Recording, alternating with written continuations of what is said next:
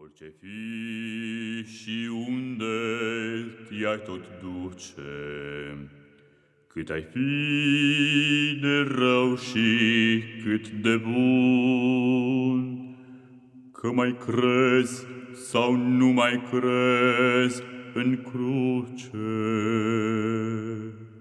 cel mai greu îți este de Crăciun. Când se strâng străinii pe la casă și lumini se aprind în pomilor, ți se face frigul frig în oase și de acasă ți se face dor. Bate vântul, bate dinspre țară, suflă răni cu sare și pelin. Bate vântul și te închide afară, rudele în vizită nu vin. Și să plângi când alții în sărbătoare, hohotezi de parcă te-ar sfida, și să-ți plângi durerea ta cea mare, și să plângi de dor de țara ta.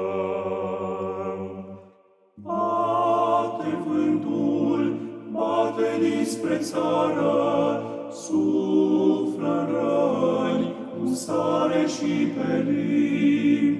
Bate vântul și te închide afară, rudele în vizită nu vin.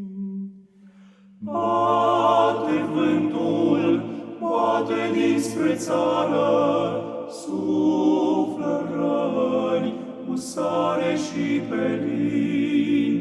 Bate vântul și te închide afară, rudele în vizită nu vin.